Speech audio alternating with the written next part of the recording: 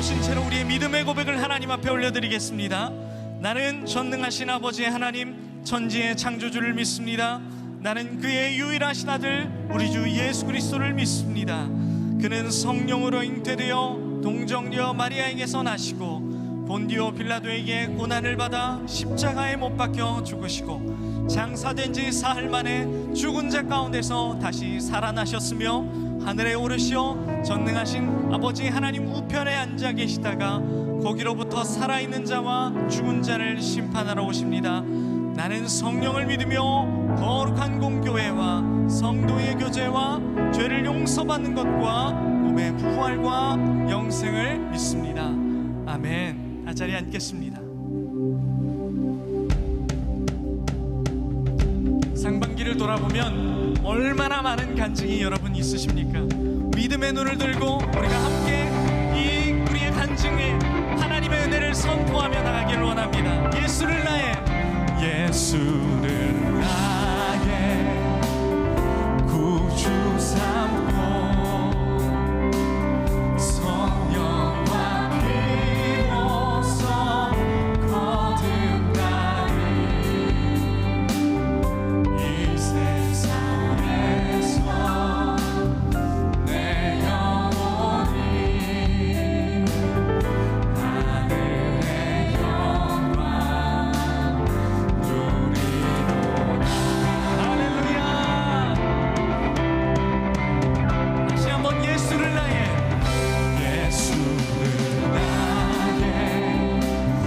구주 삼고 성령과 비로소 거듭나리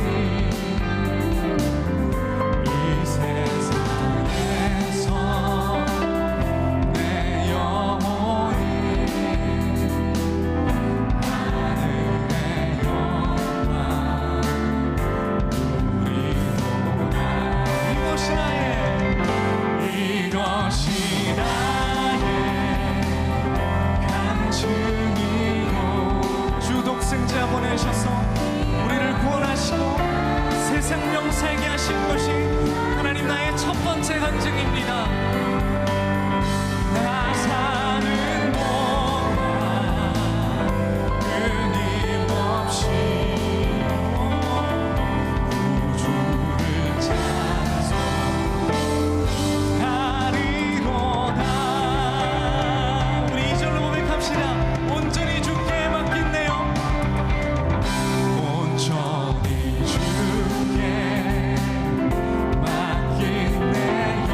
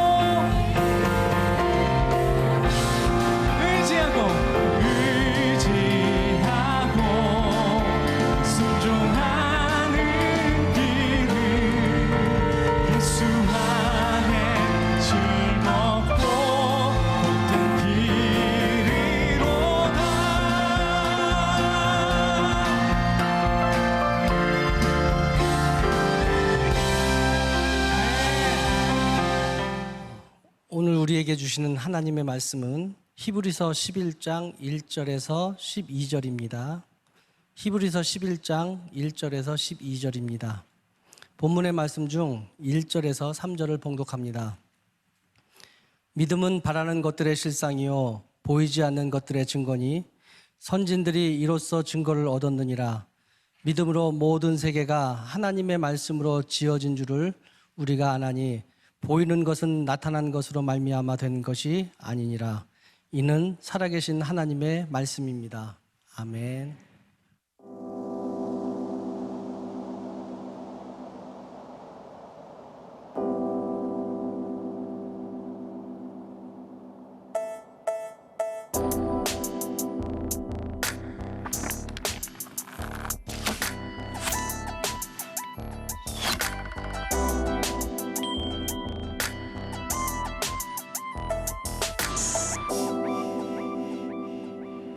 지난주에 이것은 믿음이 아닙니다를 이야기했다면 오늘은 이것이 믿음입니다. 믿음의 정석, 이렇게 제가 제목을 붙여보았습니다. 사람들에게 있어서 큰 믿음의 대상, 그런 건 어떤 걸까요?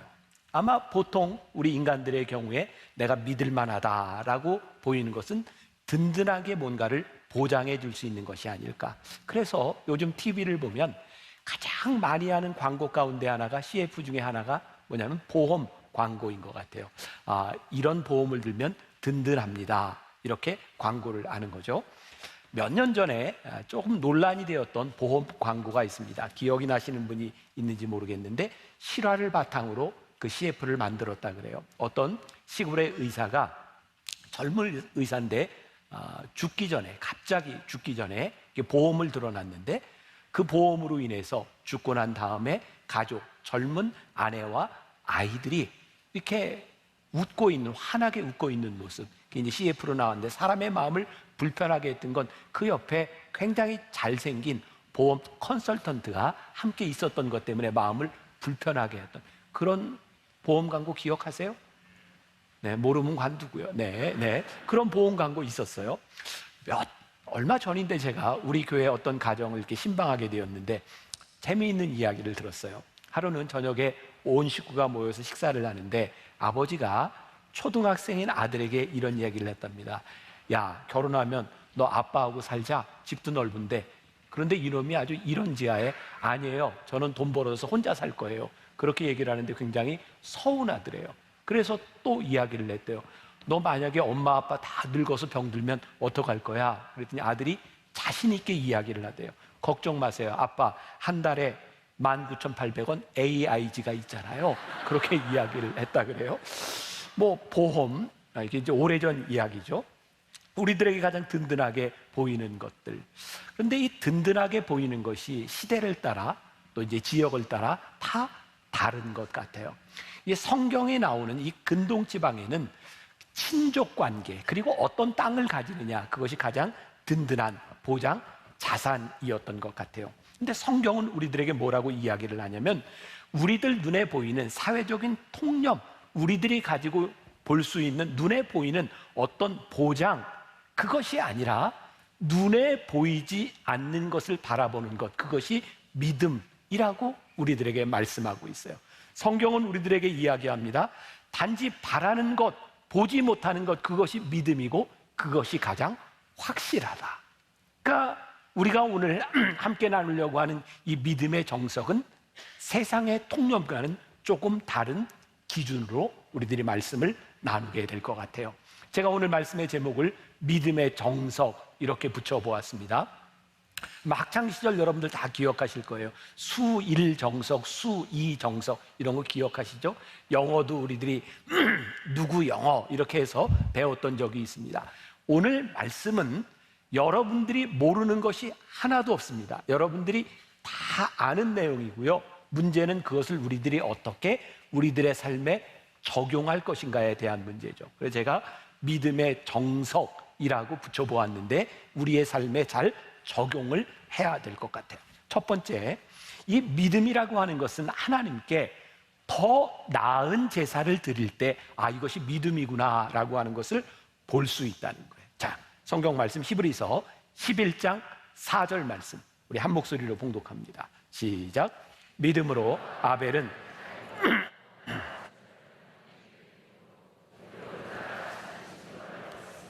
하나님이 그 예물에 대하여 증언하십니다. 그가 죽었으나 그 믿음으로써 지금도 말하느니라. 여기 아벨에 대한 이야기를 하고 있는데, 아벨에 대해서 가인보다 더 나은 제사를 드렸고, 그는 빨리 쉽게 너무 허무하게 죽은 것 같았지만 바로 더 나은 제사를 드린 그를 바라보면서 그 믿음이 지금 그가 어떤 사람인지를 말하고 있다, 이렇게 말씀하고 있어요. 그러면 우리들이 오늘 가져야 될 질문 중에 하나가 더 나은 제사라고 하는 것은 무엇이냐는 거죠. 오늘 우리가 예배를 드리고 있습니다. 구약시대에는 제사라고 표현을 했어요. 더 나은 제사를 드린다고 하는 것은요, 이렇게 많은 사람들이 예배를 드리는, 함께 모이는 이 공동체 속에서 나타나는 것이 아니라 아무도 보지 않는 것, 하나님과 우리들 사이의 관계 속에서 더 나은 제사를 드릴 수 있다는 거예요. 믿음을 증명하는 동역자들이 있는 것이 아니라 아무도 나를 알아볼 수 없는 그곳에서 우리들이 더 나은 제사를 드릴 수 있다. 제가 얼마 전에 읽었던 책 중에 끌리는 사람은 1%가 다르다라고 하는 책이 있는데 굉장히 인상 깊었어요. 성공하기 위해서는 1% 그 다른 것이 필요한데, 보통 우리들의 외모나 겉모양에 우리들이 좀 신경 쓸 필요가 있다는 거죠. 이 책의 한 소주제가 이런 주제가 있었어요. 신은 마음을, 사람은 겉모습을 먼저 본다. 그러니까 세상에서 성공하려면 사람들 눈에 보이는 모습이 중요하다는 거예요. 근데 성경의 원리는 사람들 눈에 보이는 것이 아니라 보이지 않는 하나님 앞에 우리들이 누구인가가 중요하다는 거예요. 근데 이게 참 힘든 거예요. 사람들 앞에 우리들이 좋은 모습을 보면 반응이 즉각 옵니다. 저 사람이 나에게 끌리고 있구나. 그런데 눈에 보이지 않는 하나님 앞에 우리들이 예배를 드릴 때 이 반응이 쉽지 않아요.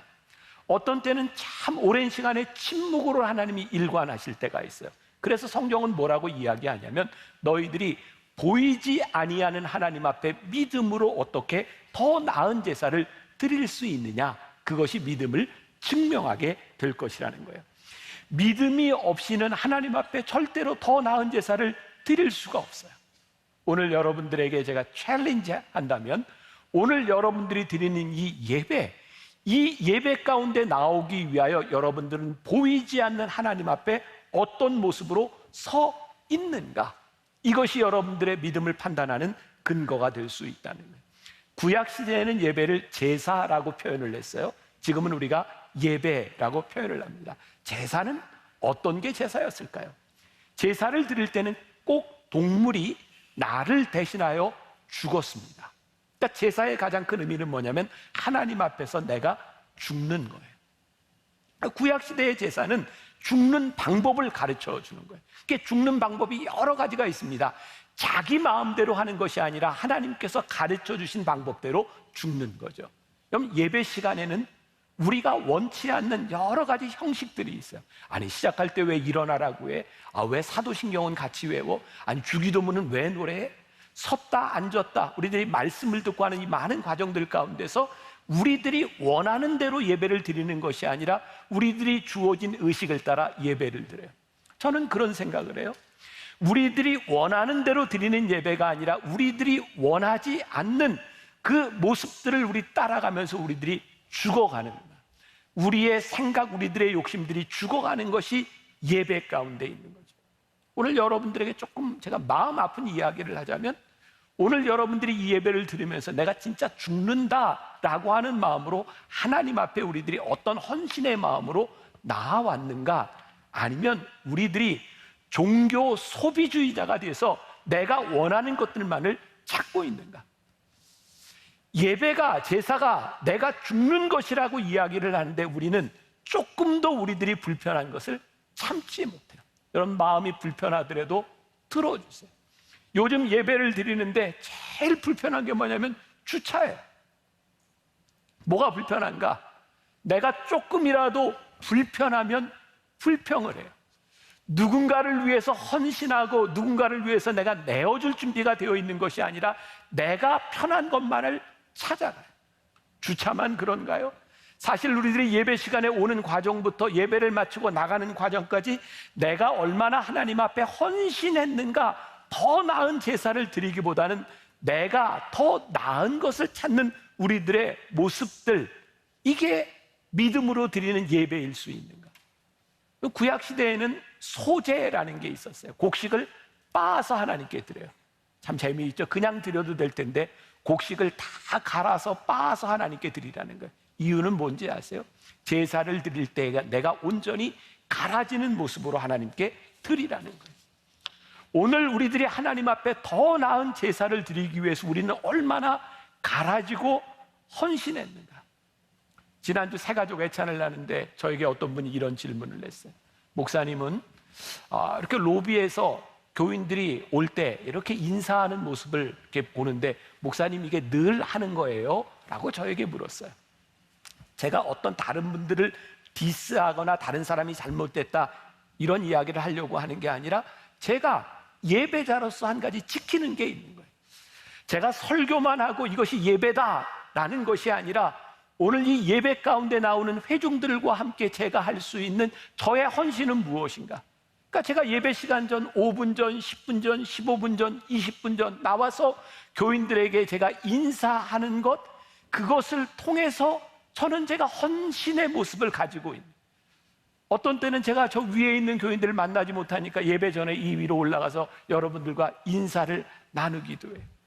우리가 하나님과 좋은 관계, 수직적인 관계로 끝나는 것이 아니라 어떻게 우리들의 수평적인 관계 속에서 우리들의 헌신이 이루어지는가, 이것은 예배 가운데 나아가는 우리들에게 굉장히 중요한 요소인 거죠.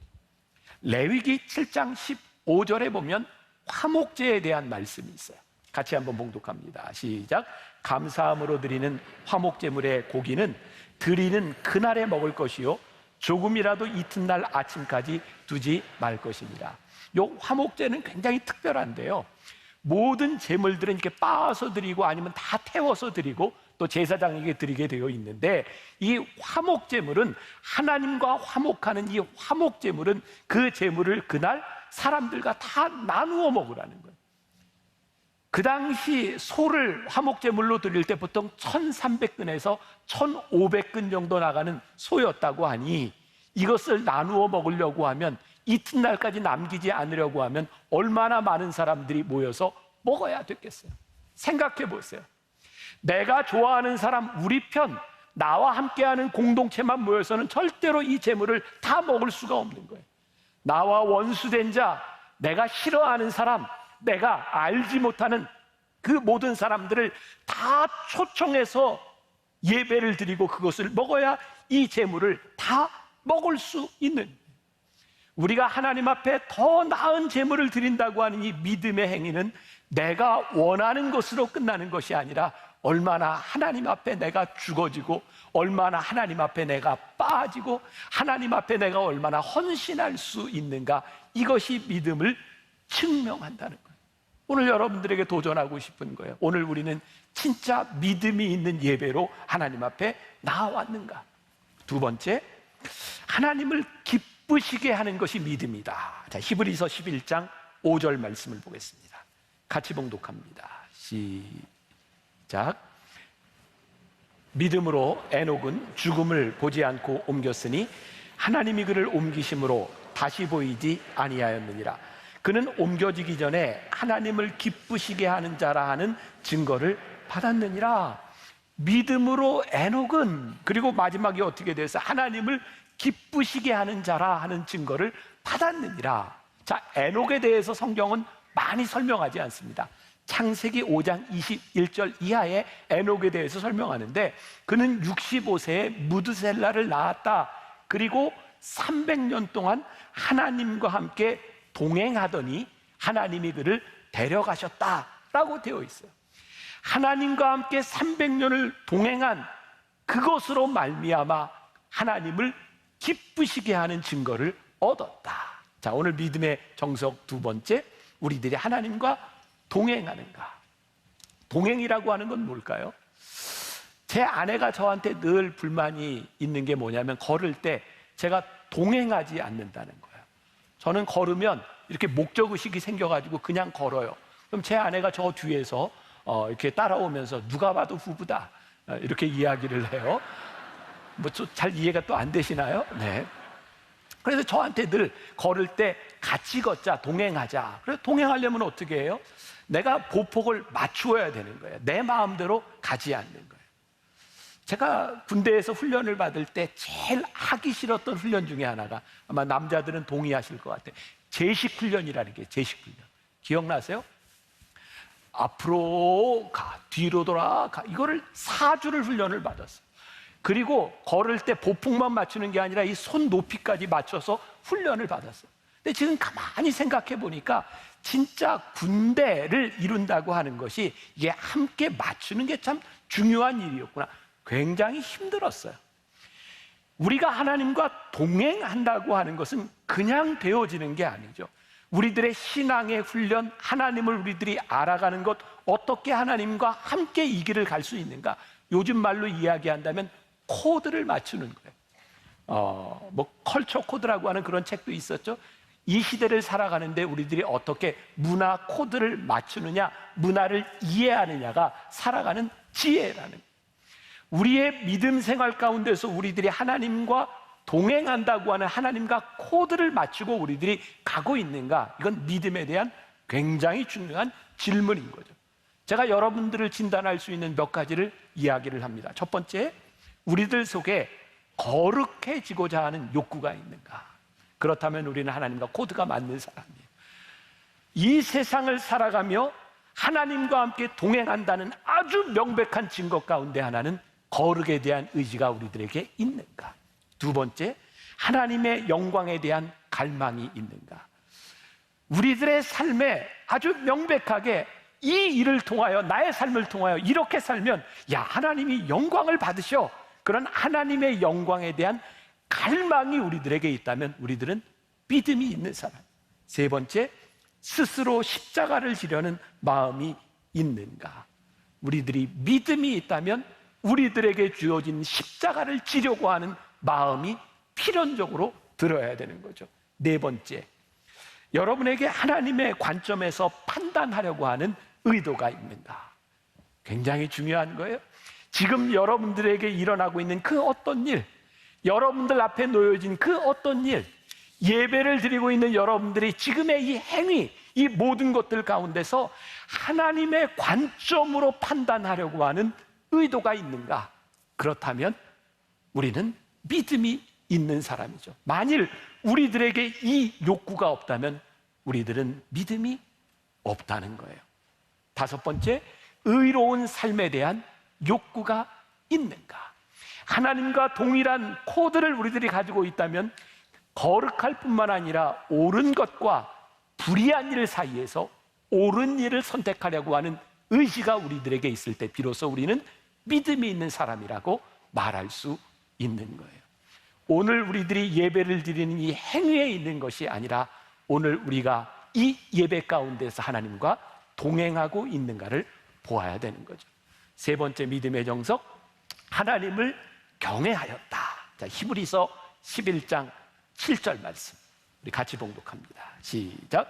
믿음으로 노아는 아직 보이지 않는 일에 경고하심을 받아 경외함으로 방주를 준비하여 그 집을 구원하였으니 이로 말미암아 세상을 정죄하고 믿음을 따르는 의의 상속자가 되었느니라. 이 긴 절을 딱 한마디로 정의할 수 있죠. 믿음으로 노아는 하나님을 경외함으로 의의 상속자가 되었다. 자, 경외한다는 게 뭐예요? 존경하고 두려워하는 마음을 가지는 거예요.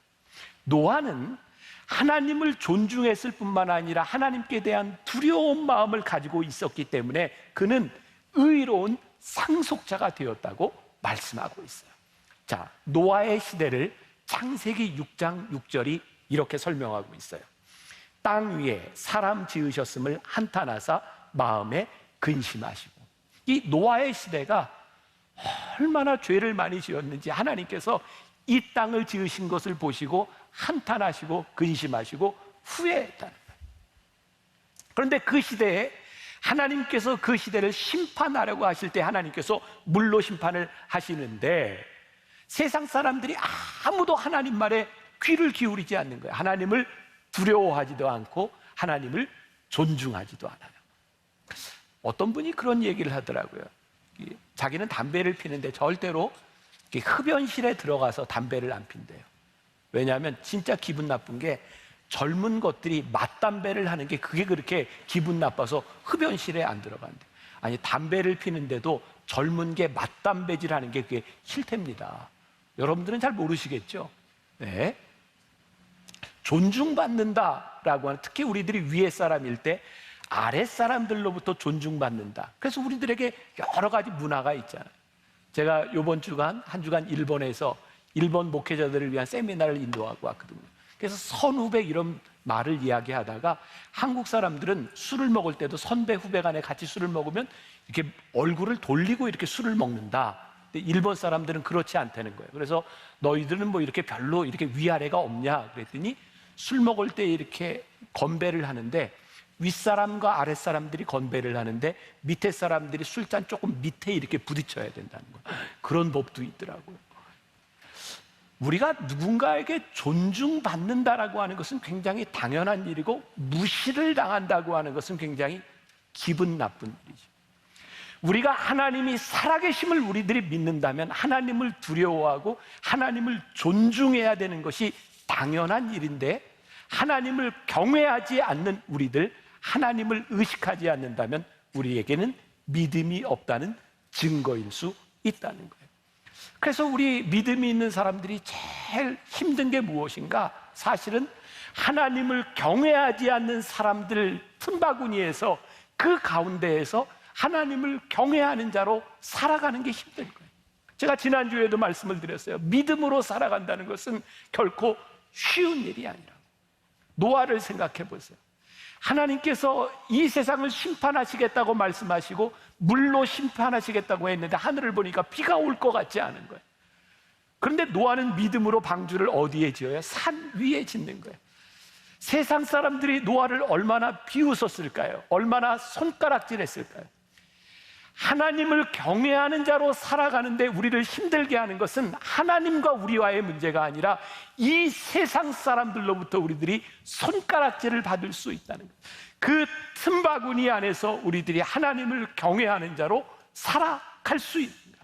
오늘 여러분들에게 믿음으로 도전하는 것, 여러분들이 살아계신 하나님을 믿기 때문에 그 살아계신 하나님을 경외, 존중하고 두려워하는 마음을 가지고 여러분들의 믿음을 지켜나갈 수 있는 거예요. 자, 오해하지 말고 제 말씀을 좀 들어주셨으면 좋겠는데, 제가 지금 이야기하는 걸 오해하지 않을 수 있으시겠어요? 그럼 하고요, 얘기를. 네. 잘못 오해하면 안 돼요. 자, 저희 교회에서는 이제 부목사님들을 이렇게 청빙할 때, 아니, 공고를 내고, 또 이렇게 2배수 혹은 3배수로 이렇게 서류 심사를 한 다음에, 그 다음에 집단 인터뷰를 해요. 저도 제 아내도 그리고 팀장 목사님들도 같이 모여서 질문을 하고 대답하고 질문을 받기도 합니다. 어떤 질문에 답하는가, 또 어떤 질문을 하는가, 그 사람들을 볼 수 있는 가장 좋은 거죠. 그래서 그 점수를 다 매겨서 거기에서 이제 부목사님들 뽑게 되는 거예요. 그러니까 여러분들, 만나교회에 있는 부목사님들이 그냥 온 분들이 아니라는 걸 꼭 기억하셔야 돼요. 별로 감동이 없으시군요. 네, 그래요. 그런데 한 번은 어떤 목사님이 질문을 하는데 아주 흥미로운 질문을 했어요. 우리 교인 가정하는 거예요. 교인들과 함께 저기 여름 수련회를 갔는데 제가 그렇게 이야기를 했다고 가정하는 거죠. 물이 좀 필요한데 저기 좀 파라고, 거기 물 나올 거라고 그랬는데 여기 절대 물이 안 나올 것 같더라는 거예요. 그럴 때 목사님들은 어떻게 하겠습니까? 제가 물은 게 아니라 어떤 팀장 목사님이 물은 거예요. 그랬더니 어떤 목사님은 이렇게 대답을 하더라고요. 물이 안 나오는 게 확실하면 아무리 목사님이 얘기해도 저는 안 팝니다. 이렇게 말하는 사람도 있고, 물이 안 나올지라도 목사님이 파라고 하면 나는 팝니다. 이렇게 대답한 사람도 있고, 누구를 뽑아야 될까요? 제가 궁금했던 건 누구를 뽑느냐가 아니라 그 문제를 낸 목사님의 답이 궁금했어요. 그래서 답이 뭐냐고 물어봤더니 이렇게 대답을 하더라고요. 목사님이 여기를 파라고 얘기를 하고 여기에 분명히 물이 나온다고 했는데 자기는 그날 밤에 먼저 가서 땅을 파보겠대요. 그리고 물이 나오면 가서 파고, 물이 안 나오면 밤새 판 데다 물을 넣어놓고 그리고 싹 덮어놓고 다음날 파겠대요. 제가 그런 사람이 아니고 우리 부목사님이 그렇게 이제 질문하고 답을 넣는 거예요. 그리고 그런 이야기를 마치고 그날 밤이었는데 같이 이렇게 면접을 하던 우리 부목사님 하나가 저에게 그런 얘기를 했어요. 목사님, 제가 목사님께 꼭 드릴 말씀이 있는데, 제가 목사님과 함께 여기서 사역을 하는 동안 다른 사람의 눈치를 보지 않고 제가 참 좋은 목사가 돼서 목사님과 순종하고 이 목회를 하고 싶습니다는 이야기를 했어요. 자, 제가 왜 오해하지 말라고 이야기를 하냐면, 저는 우리 목회자들에게 무조건적으로 제 말을 따르라 절대 그렇게 가르치지 않습니다. 우리들이 목회자가 해야 될 것은 저를 두려워하는 것이 아니라 하나님을 두려워해야 되고, 하나님 앞에서 무엇이 옳은지를 판단해야 된다는 거예요. 그런데 그때 그 이야기를 들었을 때 제 마음이 참 많이 기뻤어요. 불완전한 저도 그 말을 듣고 굉장히 기쁘다라고 생각을 했는데, 하나님께서 믿음으로 하나님을 기쁘시게 한다고 하는 것, 믿음이 있다고 하는 것이 하나님을 기쁘게 한다고 하는 것이 이런 말이겠구나. 하나님께서 노아를 보시면서 얼마나 기뻐하셨을까?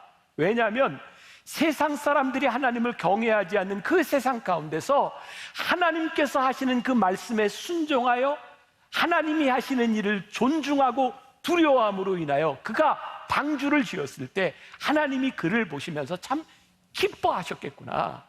그리고 히브리서 11장 6절의 믿음에 대해서 이렇게 정의를 하는 거죠. 지난주에 우리들이 함께 나눴던 말씀이에요. 같이 봅니다. 시작. 믿음이 없이는 하나님을 기쁘시게 하지 못하나니 하나님께 나아가는 자는 반드시 그가 계신 것과 또한 그가 자기를 찾는 자들에게 상 주시는 이심을 믿어야 할지니라. 오늘 아침에 제 아내하고 둘이 식사를 하면서 그런 이야기를 했어요. 진짜 우리들에게 믿음이 있는가?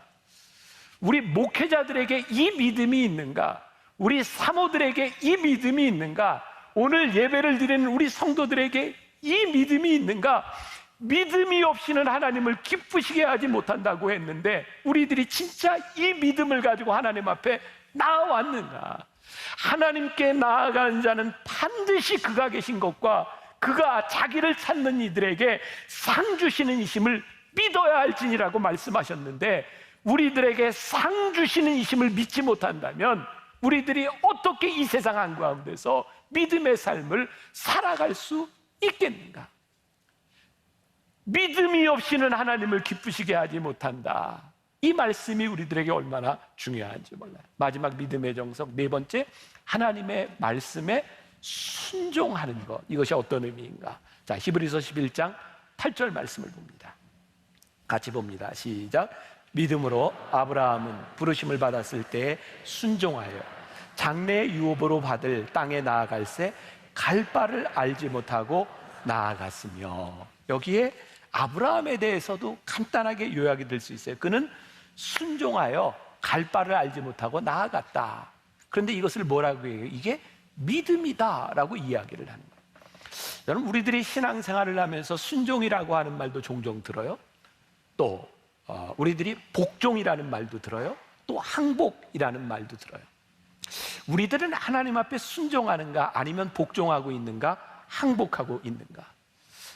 믿음이 다 같지는 않다는 생각이 들어요. 하나님의 마음을 아프게 하는 믿음도 있고 하나님의 마음을 기쁘게 하는 믿음도 있는 것 같아요. 우리들이 믿음으로 순종할 때 하나님이 기쁘신데, 우리들이 복종하고 항복하는 믿음을 가지고 있으면 하나님의 마음이 아프신 거예요. 제가 가끔 그런 표현 쓰죠.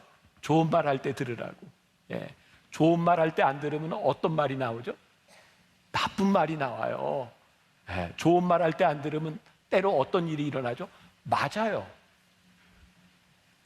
우리가 믿음으로 살아가는데 순종하며 하나님을 기쁘시게 할 수도 있는데, 순종하지 못하고 우리들이 항복하고 올 때가 있어요. 야, 이거 내가 도저히 이 상태로는 안 되겠다. 하나님 앞에 손을 들고 나오는 믿음도 믿음인데 하나님의 마음이 아프실 수 있다. 오늘 제가 오해하지 말라는 얘기를 몇 번 하는데 제가 지금부터 하는 얘기도 오해하지 않고 들으실 수 있죠? 네, 그럼 제가 하고요. 오해할 것 같으면 안 하고요. 네, 오해하지 말고. 자, 제가 고등학교 때 성적표를 이렇게 몰래 감춰놨다가 저희 아버님한테 들켜서 혼난 적이 있어요. 저는 어렸을 때부터 저희 아버지가 너는 이제 목사가 되라, 신학교에 가라 그랬었기 때문에 신학교를 가는 것에 대한 별로 큰 부담이 없었어요.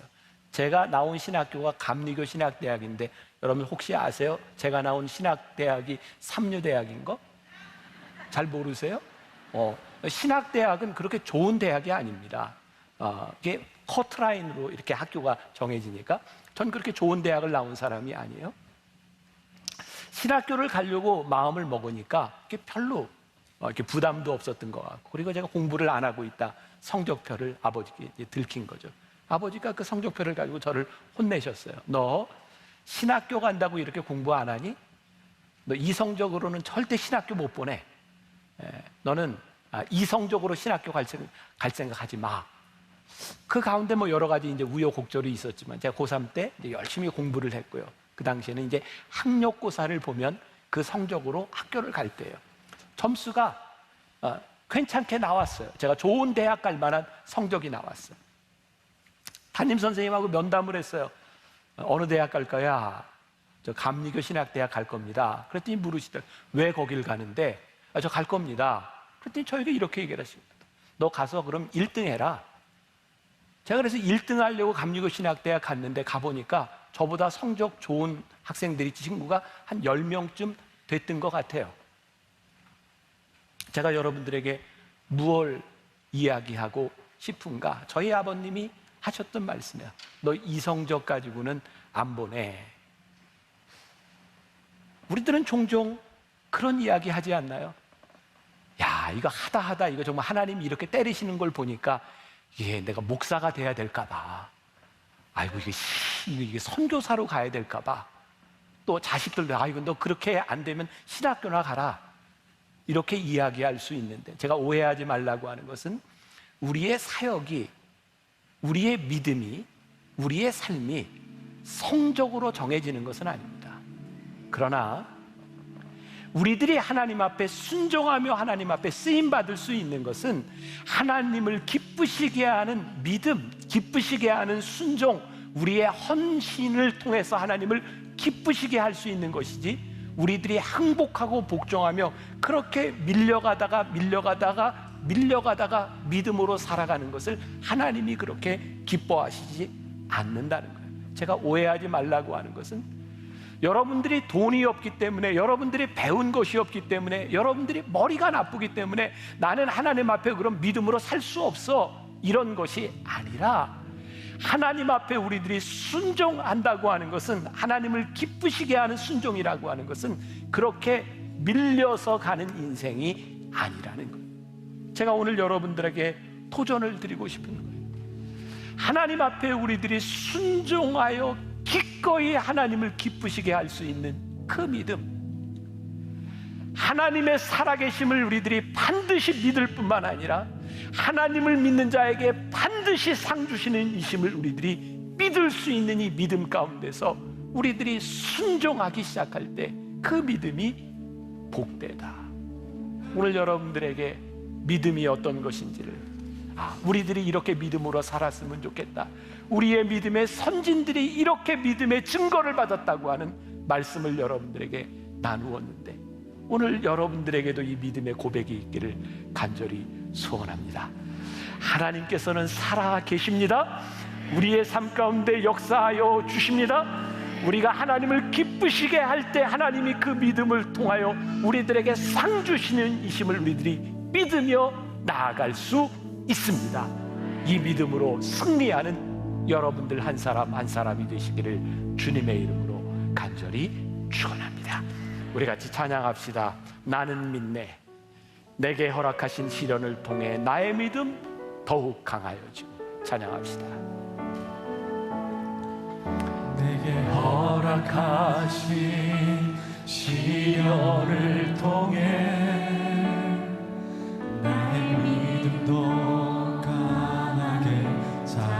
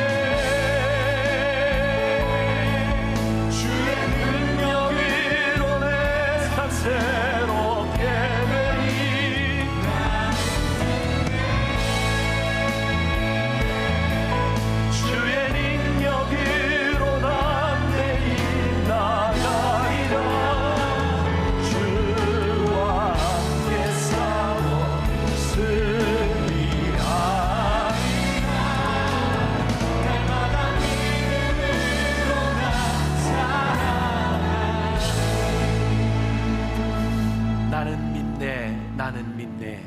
오늘 우리의 믿음을 점검하며 하나님 앞에 나아갑니다. 하나님의 살아계심을 믿는 자 믿음으로 살아갑니다. 반드시 우리들에게 상 주심을 믿는 자 믿음으로 살아갑니다.